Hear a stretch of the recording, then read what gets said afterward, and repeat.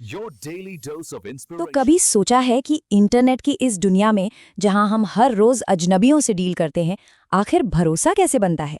आज हम एक ऐसी ही कह सकते हैं एक क्रांतिकारी टेक्नोलॉजी के बारे में बात करने वाले हैं, ब्लॉकचेन।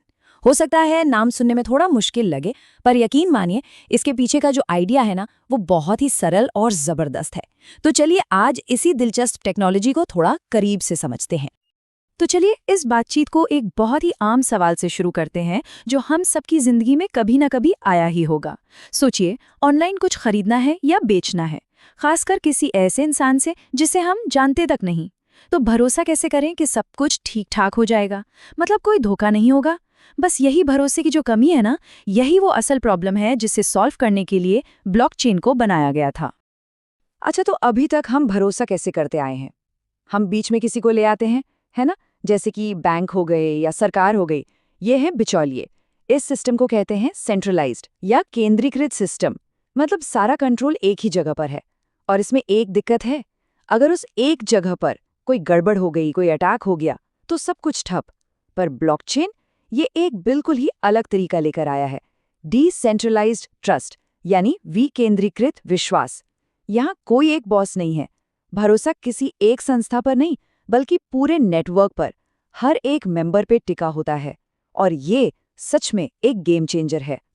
तो सवाल ही उठता है कि ब्लॉकचेन आखिर ये भरोसा बनाता कैसे है, बिना किसी बैंक या सरकार के।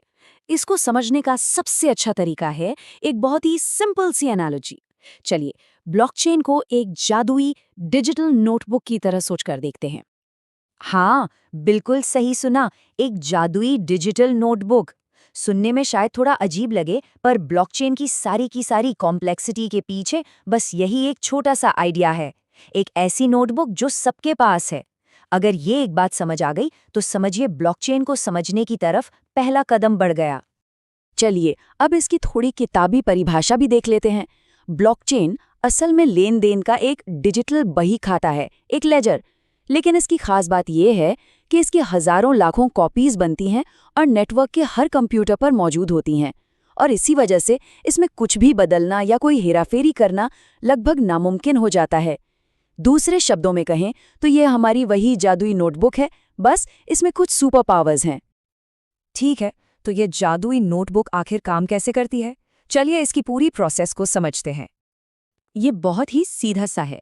जब भी कोई ट्रांजैक्शन होती है, मान लीजिए किसी एक इंसान ने दूसरे को कुछ पैसे भेजे, तो बस इस नोटबुक में एक नई एंट्री हो जाती है, एक नई लाइन लिख दी जाती है। तो फिर ये ब्लॉक क्या चीज़ है जिसका जिक्र बार बार होता है? कुछ नहीं, बस हमारी नोटबुक का एक पन्ना समझिए। जैसे जैसे ट्रांजैक्शंस होती जाती हैं, वो इस पन्ने पर लिखी जाती हैं, और जब ये पन्ना भर जाता है, बस वही एक ब्लॉक बन जाता है। तो ठीक है, एक नई ट्रांजैक्शन इस नोटबुक में जुड़ती कैसे है? इसके 4 आसान से स्टेप्स हैं।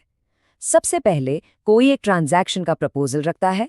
फिर स्टेप 2, नेटवर्क में मौजूद सभी लोग मिलकर उसे वेरीफाई करते हैं कि भाई ये ट्रांजैक्शन सही है या नहीं। जब सब मान जाते हैं तो उसे एक नए पन्ने यानी ब्लॉक पर लिख दिया जाता है। और आखिर में उस पन्ने को एक तरह से क्रिप्टोग्राफी से सील करके हमेशा के लिए नोटबुक की चेन में जोड़ दिया जाता है। ब्लॉक और चेन, इसीलिए तो इसे ब्लॉकचेन कहते हैं। और यहीं पर इस नोटबुक का असली जादू सामने आता है। इसकी 3 खासियतें हैं जो इसे इतना पावरफुल बनाती हैं। पहली, ये शेयर्ड और सिंक्रोनाइज्ड है, मतलब इसकी एक जैसी कॉपी नेटवर्क में हर किसी के पास है। दूसरी, ये परमानेंट है, इसे बदला नहीं जा सकता। एक बार कुछ लिख दिया तो वो पत्थर की लकीर है, क्योंकि हर नया पन्ना पुराने पन्ने से मजबूती से जुड़ा होता है। और तीसरी, ये पूरी तरह से ट्रांसपेरेंट यानी पारदर्शी है। नेटवर्क में कोई भी इन एंट्रीज को देख सकता है, कुछ भी छिपा नहीं है। अब ज्यादातर लोगों ने ब्लॉकचेन का नाम बिटकॉइन या दूसरी क्रिप्टो करेंसीज के साथ ही सुना है, और ये सच भी है, यहीं से ये पॉपुलर हुआ। लेकिन ये सोचना कि ब्लॉकचेन सिर्फ पैसों के लिए है, ये एक बहुत बड़ी भूल होगी। इसकी असली ताकत इससे कहीं ज्यादा है। एक कोट है जो इस बात को बहुत अच्छे से समझाता है। ये टेक्नोलॉजी सिर्फ फाइनेंस के लिए नहीं है, इसका इस्तेमाल लगभग किसी भी चीज के लिए एक परमानेंट, पब्लिक और ट्रांसपेरेंट रिकॉर्ड सिस्टम बनाने में किया जा सकता है। बस एक पल के लिए सोचिए कि इससे क्या क्या किया जा सकता है। और ये सिर्फ थ्योरी नहीं है, ये आज हकीकत बन रहा है। ये देखिए, ब्लॉकचेन अब फाइनेंस से कहीं आगे निकलकर दूसरे सेक्टर्स में भी क्रांति ला रहा है, जैसे सप्लाई चेन में। मतलब ये ट्रैक करना कि जो खाना हम खा रहे हैं वो खेत से प्लेट तक कैसे पहुंचा, कहीं कोई मिलावट तो नहीं हुई। या फिर हेल्थ केयर में, जहां हमारे सेंसिटिव मेडिकल रिकॉर्ड्स को पूरी तरह से सेफ और प्राइवेट रखा जा सकता है। संभावनाएं बहुत हैं। तो इन सब बातों का मतलब क्या है? इसका सार ये है कि हम भरोसे के एक बिल्कुल नए दौर की दहलीज पर खड़े हैं। और आखिर में पूरी बात यहीं पर आकर रुकती है। ब्लॉकचेन हमें बीच के लोगों को, बिचौलियों को हटाने की ताकत देता है। ये एक ऐसा सिस्टम बनाने का मौका देता है जहां भरोसा किसी इंसान या संस्था पर नहीं, बल्कि टेक्नोलॉजी के कोड पर टिका हो। ये लोगों के बीच सीधे विश्वास बनाने का एक नया जरिया है। और ये हमें एक बहुत ही जबरदस्त सवाल के साथ छोड़ जाता है।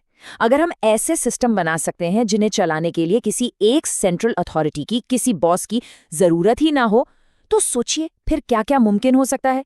ये एक ऐसा सवाल है जिस पर सोचना वाकई में बहुत दिलचस्प है।